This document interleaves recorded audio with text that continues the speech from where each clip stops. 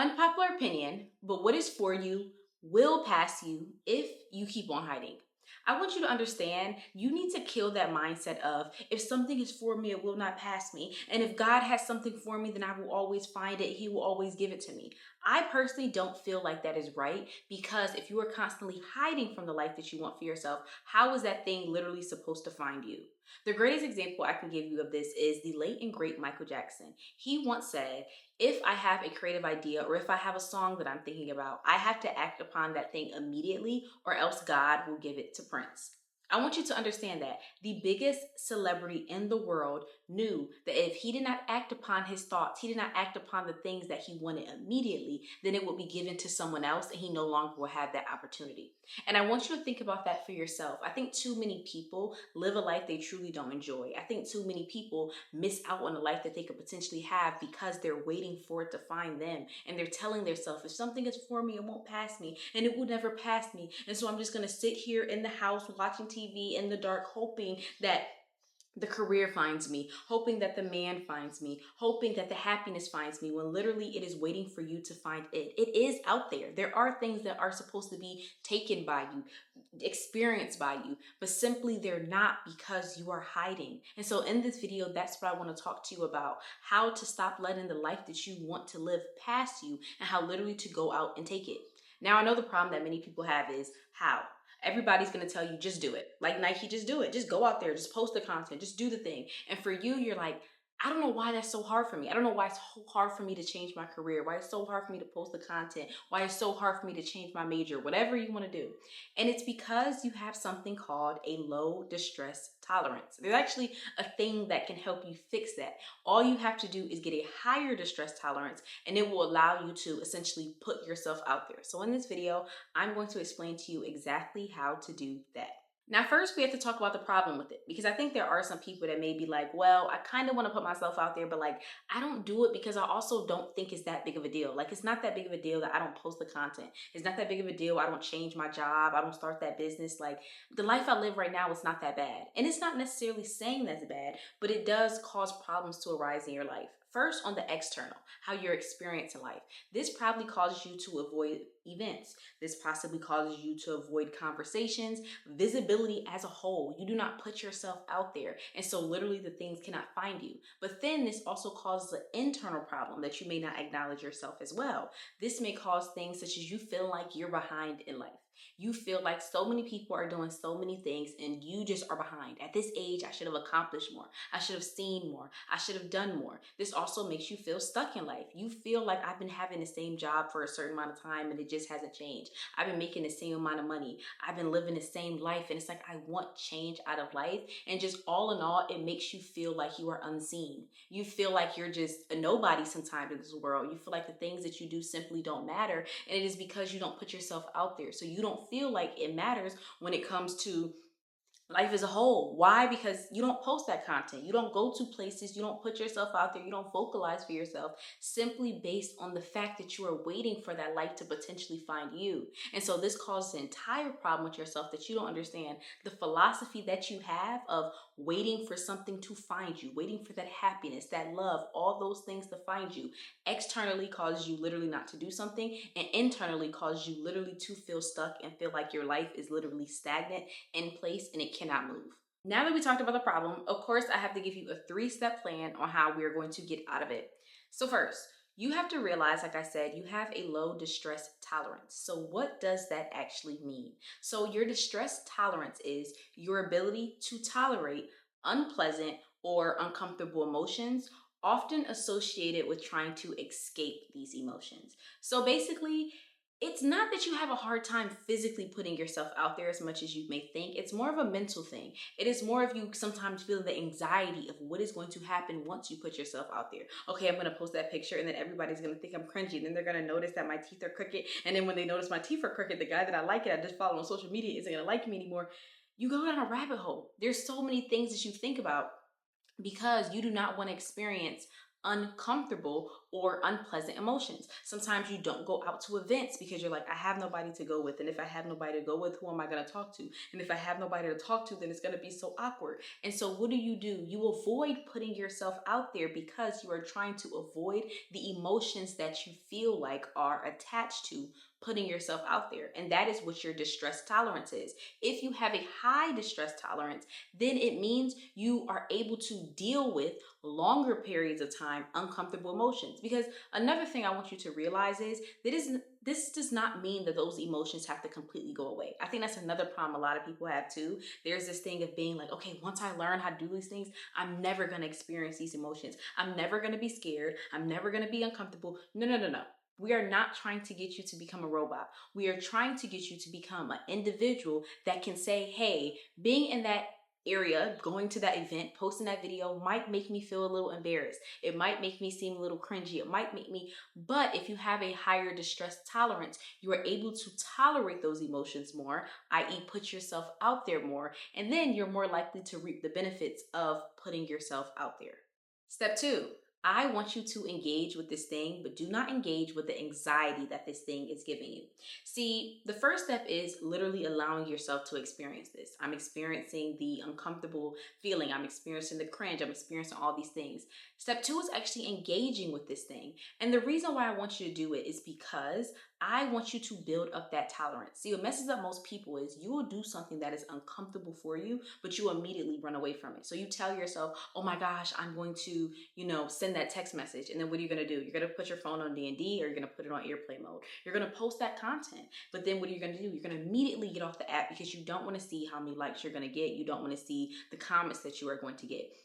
You are going to send that email, and then you're going to turn off your phone. What I want you to do is allow yourself to engage with that thing, but do not engage with the anxiety that thing is giving you, because there's a difference with that. So as we talked about before, with the distress intolerance, a big reason why you don't do what you do is because you go down this spiral. You go down the spiral of, oh my gosh, if I show up here, then everyone's going to think I'm cringy because I'm going to come by myself. And if I come by myself, who am I going to talk to? And if I don't have nobody to talk to, I'm going to look weird. Instead of allowing yourself in the moment to think about all those things that are giving you anxiety, i.e. the reasons why you don't even want to do these things, engage in the moment, but do something that is going to not really, I guess you could kind of say distract you, but in a cognitive way.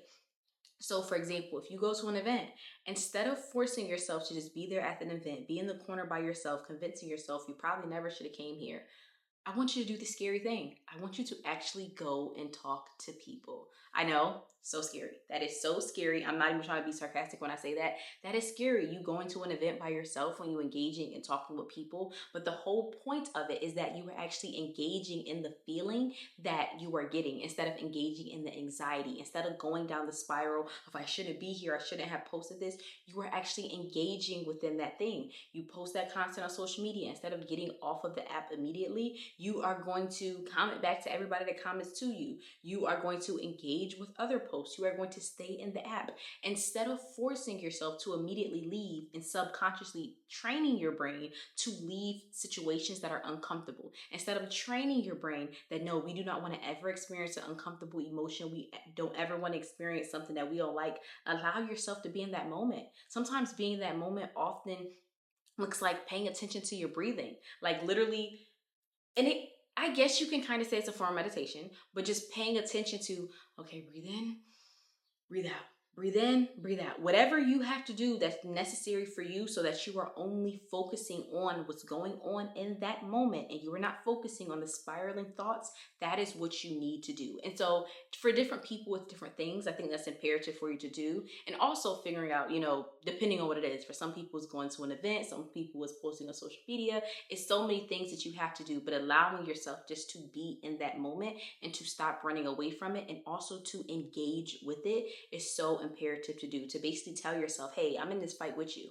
I know that I forced you to, send that text message that we probably should have been sent, but instead of turning your phone on D&D, we're going to stay here. We're going to stay in the moment. We're going to breathe. We're not going to think about what that person's going to say back to us. We're going to stay cognitively aware of how we feel, and we're not going to run away from it because I care about you and I'm here with you and I love you because I am you. And step 3 is to keep showing up. Once you start doing this a few times, depending on different things that you're putting yourself out there for, you will start building up a higher distress and tolerance. Like I said before, it is not for you to have no distress at all and have a perfect life and have absolute confidence and not be afraid to do anything. But it's about your ability to tolerate it more and more and more, allowing yourself to engage in that thing, allowing yourself to stay with yourself, and not allowing your brain to escape and go down the anxiety spiral for forever.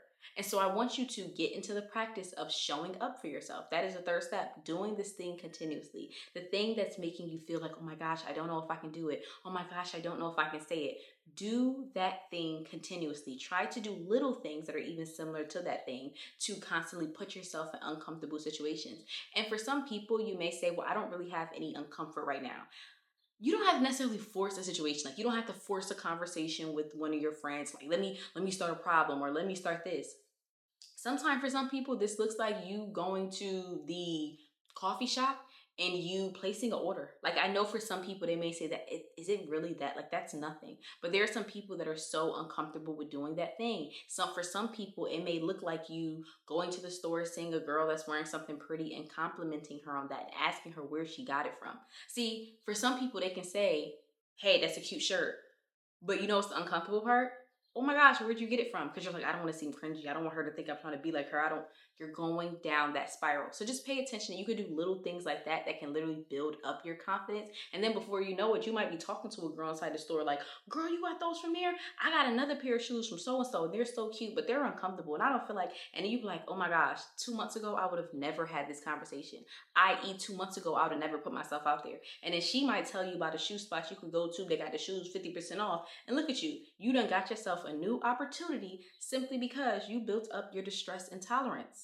Now, what will happen if you don't do this, right? Because I know some people are going to watch this video and be like, I get what you're saying, but like, it's really not that serious.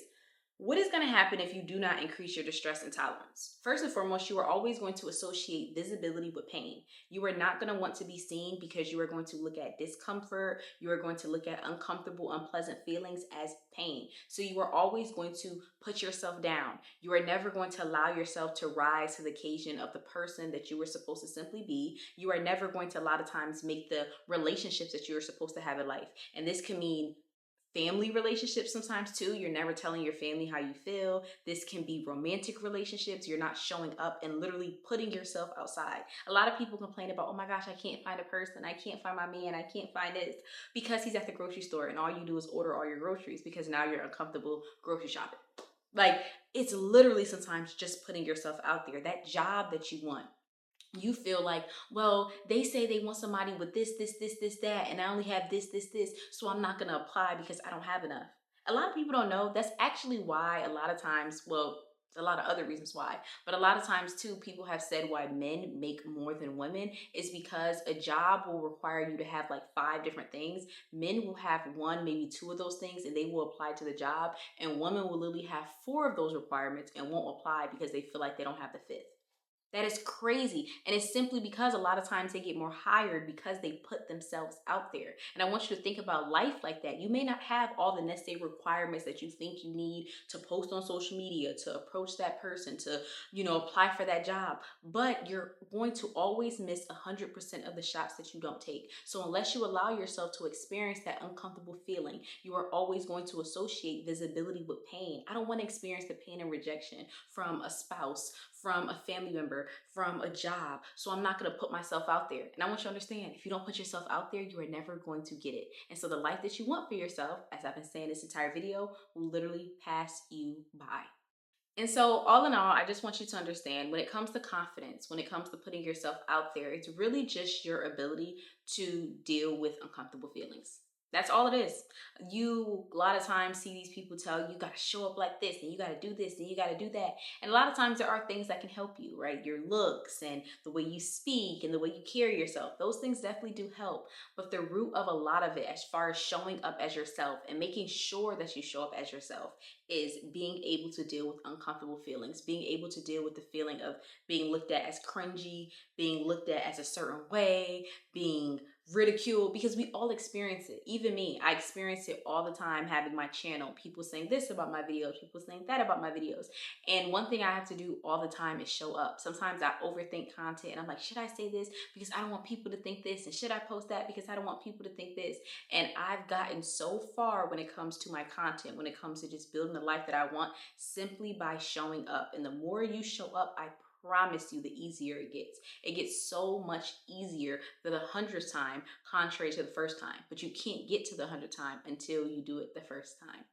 So thank you guys so much for watching my video. Of course, don't forget to like, comment, and subscribe. Don't forget to come back for new videos every Sunday and every Wednesday. And also, don't forget to follow my TikTok. Don't forget to follow my Pinterest. I also have a podcast if you guys like to listen to the audio version, and my newsletter. So subscribe to that. Thank you guys so much. And I know I did mention for the ladies in the DMV area, specifically like the Maryland, Baltimore area, that I wanted to have something. I really do want to have like a little hiking event. I want to put something together. The reason why I haven't said anything about it is because y'all know the weather out here has been crazy. We literally just had like a mini tornado. It's so much going on, but I really want to have a free event to start out. In this summer, I really want to have a few events, and so I definitely will keep you guys updated on that. So definitely make sure that you follow me on TikTok, because I'll talk about it on there, and make sure that you sign up for my newsletter, because I will be sending updates on there. And so it's gonna start in the Baltimore area. I definitely want to branch out, possibly to like the DC area, different areas in Maryland. And who knows where we'll end up. So definitely make sure you follow and keep up with that. Thank y'all so much, and have a great one.